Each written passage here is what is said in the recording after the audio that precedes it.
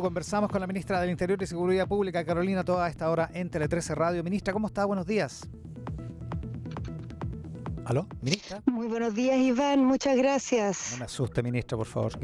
Pensé que se nos había cortado. No, para susto tenemos cosas más importantes. Tenemos cosas más importantes. Oiga, si necesita un susto, tenemos. A ver, no quiero que me asuste ni a mí ni a la ciudadanía, pero sí le quiero preguntar por qué el presidente suspendió el viaje a la Araucanía. Porque era mejor hacerlo unos días después, porque el día martes va a estar ella el subsecretario del Interior, tiene que tomar una serie de decisiones en temas de seguridad. No era bueno que él fuera el día antes de eso. Ya, o sea, un problema de timing, digamos, porque se especuló respecto de que el presidente estaba... No, de timing, totalmente. Lo vamos a hacer después de esa visita, porque el presidente iba con una agenda distinta ahora, que tiene que ver con temas de la reconstrucción, y no era oportuno que fuera cuando está abierta una agenda muy importante en temas de seguridad, sin que antes... Ministra, estamos con alguna dificultad ahí en esa comunicación. Retomamos el contacto con la ministra de Educación, del Interior y Seguridad Pública, Carolina Toa. En torno a este viaje suspendido a la Araucanía, ¿provocó algún resquemor y también alguna especulación en torno a las razones de esa suspensión? Dice la ministra que es un problema de timing, que el subsecretario Monsalve va mañana con su agenda, con la agenda normal o la agenda más propia de esa subsecretaría, y que el presidente iba ahora más bien en el plan de agenda de reconstrucción después de los incendios forestales. Ministra, ahí sí parece que estamos, ¿no? Sí, aquí estamos, se cortó. No, decía que es oportuno que el presidente haga esta visita después de que se haya hecho toda la agenda de seguridad, que está el día siguiente. No era oportuno el timing con que quedó esto. Entonces se va a hacer en los días posteriores, nada más. Oiga, una cosa que a lo mejor es anecdótica, Viola, supongo que, bueno, le preguntaron ayer en Televisión Nacional por las palabras del rector Carlos Peña, que dice que hoy realmente está gobernando Toa, en referencia a usted, digamos. ¿Le molestó la alusión? Bueno, yo creo que Carlos Peña no lo hace con ninguna mala fe, pero sinceramente sí me molestó. Me molestó porque ese tipo de planteamientos generan una serie de suspicacias y lecturas que no son correctas. El que está gobernando en Chile es el presidente, y nosotros como ministros le colaboramos, y a la medida que hacemos nuestro trabajo adecuadamente no significa que lo suplantemos, significa que estamos cumpliendo nuestro rol. Y creo que instalar una lectura distinta, bueno, yo decía ayer, es irrespetuoso con el presidente, pero siento que también conmigo, porque yo vengo de una escuela donde realmente la institución presidencial tiene un gran peso, y jamás me permitiría salirme del rol que me corresponde aquí como colaboradora del presidente. Ahora, dicho eso, y como colaboradora del presidente, más o menos a la misma hora en que usted estaba en Estado Nacional, el ministro de Hacienda, Mario Marcel, estaba en nuestro programa en Canal 13, Mesa Central, y hablaba sobre el futuro del gobierno, sobre el futuro de los proyectos legislativos más relevantes para la administración, planteando dos cosas. Uno, ronda de negociaciones, que se deseche el proyecto de reforma tributaria tal como lo conocimos, digamos, y que no se va a insistir en el proyecto exactamente igual. Y tres, que no hay líneas rojas para el diálogo. ¿En qué consiste la nueva estrategia o la estrategia a partir de lo ocurrido la semana pasada, ministra? El gobierno siempre lo dijo, y de hecho flexibilizó muchos de sus puntos en la primera fase de este proceso, digamos. Lo que le importa es ciertos objetivos y no los instrumentos. Los objetivos son recaudación, porque necesitamos recursos para mejorar la calidad y la cobertura de los derechos sociales. Le importa que haya una distribución justa de esa carga, es decir, que los que tienen más paguen más. Y tercero, le interesa combatir la evasión y la ilusión, porque en el fondo eso significa que lo que ponemos en el papel se cumple en la práctica, ¿no? Hoy día muchos que debieran pagar no están pagando. Con esos principios estamos dispuestos ciertamente a buscar otras maneras de obtenerlos y otros instrumentos para llevarlos adelante. Dijo el ministro también, y también lo dijimos en el programa que estábamos nosotros en Canal Nacional, TVN creo que se llama ahora. Así se llama. Canal Nacional, ya como pasó de moda. Fue un poco antiguo. Bueno, lo debe haber leído en alguna parte esta usted. Ronda de conversaciones. ¿Aló, Iván? No, que lo debe haber leído en alguna parte usted, porque es muy antigua esa expresión. No, yo soy de después de todo eso, claro. Claro. Mis papás decían esas cosas. Entonces, la segunda cosa es que las conversaciones que se van a llevar adelante Son ciertamente con los actores políticos, pero también con los actores económicos, el mundo de la empresa en sus distintas, digamos, tamaños, el mundo social también, los trabajadores, trabajadoras, las organizaciones sindicales y otras organizaciones que tienen opinión en esta materia, y la idea es que no solo sean conversaciones sobre los instrumentos de política tributaria que se van a ocupar para obtener estos objetivos, sino también respecto del destino de los recursos que se van a recaudar. Entonces, lo que queremos buscar es un acuerdo de cuánto recaudar, cómo recaudar y para qué recaudar. Entonces, estas cosas que se han mencionado y que cuando el día que cayó la reforma se volvieron a reafirmar, ¿no?, de mejoramiento de la pensión de la PGU, de mayor cobertura personal para las policías, de mejoramiento de la salud pública, de desarrollo del sistema de cuidados, que son las propuestas del gobierno, los que están en el programa del gobierno, cuando lleguemos a esta nueva fase ya no sean solo del gobierno, sean un acuerdo del país. ¿Qué propósitos queremos cumplir con lo que recaudemos de la reforma tributaria? Y quizá estos 4 elementos que son los principales que tenemos como ejecutivo, junto con el financiamiento regional y municipal, a lo mejor van a tener ajustes, cambios, énfasis distintos porque van a ser fruto de un acuerdo, y eso pensamos puede ayudar a que se movilicen más voluntades, porque cuando son claros los objetivos debiera haber también más disposición, ¿no?, a ceder un poquito y a buscar soluciones para que sea posible la reforma. Si lo importante son los objetivos, ministra, más que los procedimientos, más que los mecanismos, eso abre la puerta para que algunas cosas medias controvertidas del proyecto, como por ejemplo, le digo yo, el impuesto al patrimonio, pueda quedar eliminado si es que se consigue financiar de otra manera, ¿no? Bueno, la verdad es que no solo eso es posible ahora, sino que siempre fue posible. En las conversaciones que hubo en la fase anterior, había dentro de los escenarios posibles, digamos, de destino final de la reforma, porque esta reforma era su primera votación en general en la sala, no le quedaba todavía mucho por delante. Una de las posibilidades era tener modificaciones en la forma en que estaba distribuida la carga fiscal, si no se perdía, digamos, la progresividad. Es decir, que el foco principal de recaudación estuviera realmente en el grupo ese 1% más rico, había disposición a buscar otros instrumentos, y ahora con mayor razón después de que ese primer intento no dio frutos, ¿no? Entonces sí, esa es una posibilidad mientras obtengamos la recaudación que se necesita y sea progresiva. O sea, lo que sería muy incorrecto es que por quitar este instrumento de este impuesto a la riqueza, lo que tengamos es que la gente más humilde termine pagando los platos rotos. Eso no sería, digamos, aceptable. Ministra, dos vectores de realismo. Uno, que está medio difícil conseguir cualquier acuerdo antes de la elección del 7 de mayo. Y dos, ¿cuán relevante es esto para el gobierno, tomando en consideración que en algún momento se deslizó de que a partir de la recaudación de la reforma tributaria se podían financiar las otras reformas que son relevantes y estructurales para el programa de gobierno? Digo, sin reforma tributaria no hay programa de gobierno, no hay posibilidad entonces de llevar adelante y el horizonte es eventualmente la intrascendencia o la inacción para el gobierno. A ver, primero, respecto de la pregunta sobre qué hay que esperar hasta después de las elecciones, primero, para empezar a conversar no hay que esperar nada, y segundo, eso lo veremos en las conversaciones. O sea, el hecho de que para las elecciones es digamos, un hándicap negativo haber llegado a un acuerdo de esta naturaleza y que por lo tanto no va a haber voluntad de llegar a ese acuerdo, yo al menos lo pondría con signo de interrogación. Uh-huh. Yo creo que la ciudadanía valoraría mucho que una parte importante del espectro político lograra un acuerdo en esta materia. Y creo que electoralmente premiaría a esos sectores. Esa es mi intuición, ¿no? Sin embargo, esto no importa lo que yo piense, sino que los actores que van a estar en las conversaciones. Entonces, si los actores que están en las conversaciones no quieren llegar a acuerdo antes de las elecciones, bueno, así será. Pero yo no daría por un hecho que no es bueno un acuerdo antes de las elecciones. Puede incluso ser un gran plus para los que lleguen a ese acuerdo. Segundo, respecto a si esto afecta al gobierno en su programa, ciertamente lo afecta, pero no solo al gobierno, esto afecta al país.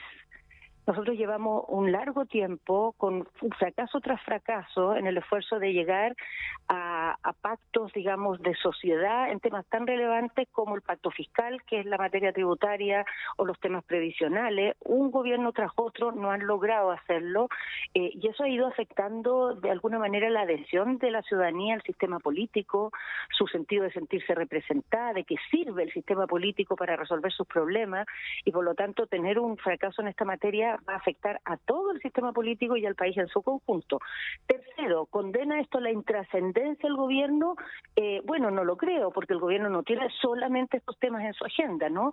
Este es un tema muy importante y en muchas de esas materias igual se podrá avanzar. Lo que pasa es que no se va a avanzar en la misma medida, no se va a avanzar con la misma profundidad.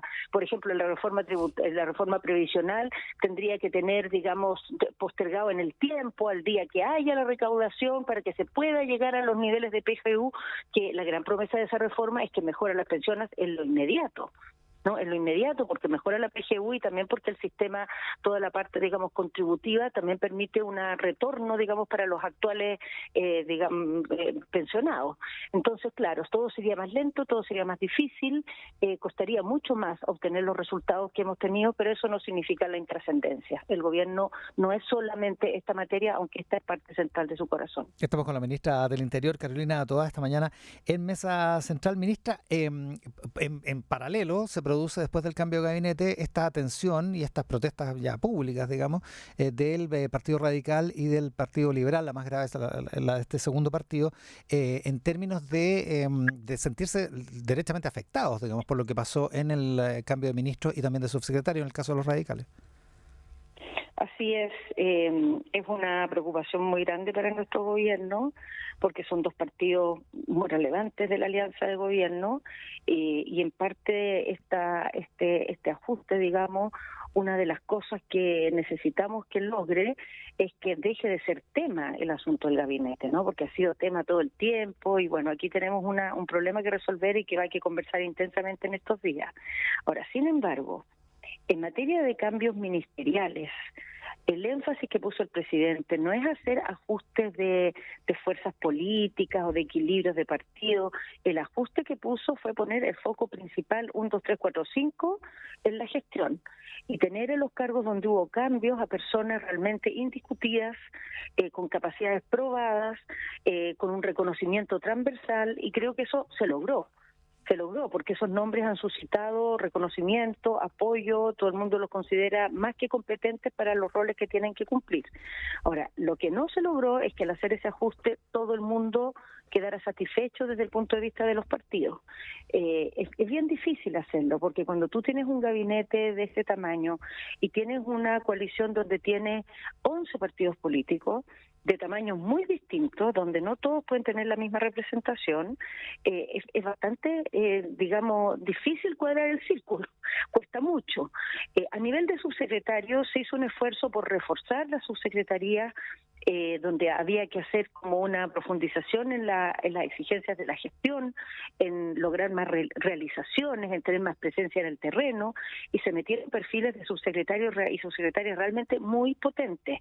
Sin embargo, como las subsecretarías son mucho más que los ministerios, ahí se logró hacer algo adicional, que no era a propósito a nivel del gabinete de ministros, que es lograr un equilibrio más adecuado entre las dos coaliciones. Y eso se obtuvo bastante. Lo que pasa es que había expectativas, digamos, de algunos partidos de tener más subsecretarios de los que tienen, o por ejemplo en el caso del Partido Liberal, tiene ahora 2 subsecretarios que no tenía, pero pierde un ministro que tenía previamente. Entonces, esas cosas generan ciertamente tensión. Es cosas que tenemos que conversar en estos días para resolverlas, porque lejos, el propósito era generar un castigo, una señal de poco valor del aporte que hacen estos dos partidos, que además han sido partidos muy relevantes en el apoyo en el Parlamento a los proyectos de nuestro gobierno. A propósito de eso, de apoyo a distintos proyectos, hay varias cosas que andan dando vuelta. Uno, que hay un grupo de diputados que se va a juntar con usted el próximo jueves y que le van a pedir, dice hoy día en el Mercurio, que le van a pedir un estado de sitio acotado para la zona de Ercilla y de Temucuicui. ¿Qué piensa usted de un planteamiento como ese, estado de sitio acotado? A ver, primero me pidieron una reunión y jamás me dijeron que fuera para eso. Uh-huh. Encuentro que es una muy mala manera pedir una reunión para algo y después en la prensa contar un cuento distinto. Es un estilo político que personalmente no practico, nunca he practicado y que no recibo de bien, porque me parece que las agendas son para cosas que se acuerdan, no para cosas que se instalan después por la prensa. Estos son temas delicados y serios, y están levantando siempre el tono de la presencia militar como la fórmula para enfrentar los temas. Creo que genera en la opinión pública mucha confusión, no genera ninguna seguridad, y además es un tipo de, digamos, de instrumento en el cual no ha habido ninguna reflexión de por qué sería una solución a los temas que tenemos. ¿Por qué un estado de sitio resolvería las cosas que ya tenemos que resolver en la Araucanía? No está para nada en ningún plan, nunca ha sido planteado, nunca me lo ha dicho a mí ninguna autoridad de gobierno, del Parlamento. Solo una vez, en una oportunidad, un parlamentario republicano lo dijo en la sala, así, al pasar. Habría que escuchar la propuesta, ¿no? Nosotros siempre escuchamos las propuestas, pero pensamos que hay una manera de discutir los temas de seguridad que sinceramente no está contribuyendo. Ellos argumentan... No está contribuyendo. ¿Perdón? En la argumentación ellos dicen que el estado de emergencia no permite hacer entrada y registro de domicilios y un estado de sitio sí lo permitiría, y eso podría servir para distintos allanamientos que puedan dar con armas y con drogas del narcotráfico en esa zona. No, pero es que, a ver, lo que pasa es que la idea del concepto que hay detrás de eso es que hay que entrar y hacer un asalto a la comunidad de Temucuicui. Esa es la idea que hay detrás de eso. Es una idea que va a tener resultados de sangre. Es una idea que, si se llevara adelante, cuando se ha intentado, ha tenido resultados de sangre, una y otra vez. No pensamos nosotros que es un camino para bajar la violencia, sino que para profundizarla. Así se probó en el gobierno anterior cuando se intentaron ese estilo de tácticas. Entonces, lo que pasó esta vez, hay que primero entender bien lo que ha pasado esta vez, porque hemos tenido las últimas semanas más incidentes de seguridad que los que estábamos teniendo en la etapa previa, y hay que entender por qué pasó eso. Eso pasó fundamentalmente porque un tipo de situación que habitualmente no se estaba respondiendo a ella hace mucho tiempo, aquí hubo una respuesta que fue a propósito de una denuncia en una cosecha donde un grupo de personas de la comunidad Temucuicui fue a hacer una cosecha en un campo que no es de su propiedad, donde hicieron una siembra sin autorización de los dueños. Bueno, aquí habitualmente ha estado esto como que se ha tolerado, la gente ni siquiera denuncia para evitar tensión.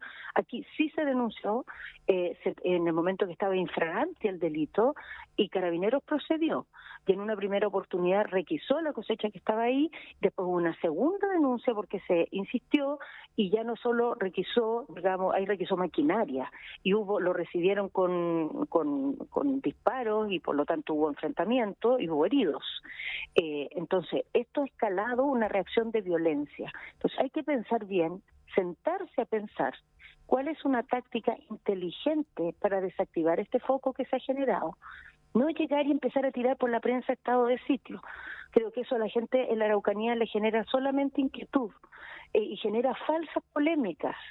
La manera de construir polémicas como forma de entregar, digamos, respuestas en los temas de seguridad nos ha llevado por muy mal camino en Chile.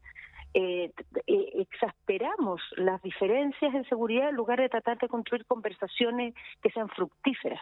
Y yo lo que invitaría especialmente a quienes tienen un compromiso con esa región porque la representan como parlamentarios, es a que trabajemos seriamente antes de empezar a hacer este tipo de juegos de opinión pública que sinceramente no nos van a ayudar. En ese mismo contexto y volviendo al inicio de la conversación, el presidente no va mañana, pero planea ir pronto a la Araucanía.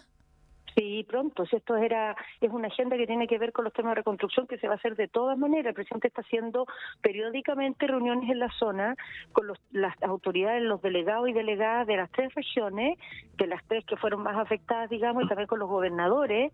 Las ha hecho ya en Biobío, las ha hecho en Ñuble, y toca hacerlas ahora en la Araucanía. Así que se va a hacer la reunión igualmente, pero solo se postergó unos días. La ministra del Lo importante es que primero hayamos avanzado en esto, que es lo que deberá hacer el subsecretario, a sentarse ahí con los actores, a evaluar las alternativas, a buscar soluciones y no a anunciar fórmulas, sino que a trabajar en desarrollar fórmulas que realmente sirvan para enfrentar el problema. La ministra del Interior y Seguridad Pública, Carolina Tobar, esta mañana en Mesa Central. Ministra, muchísimas gracias por la gentileza.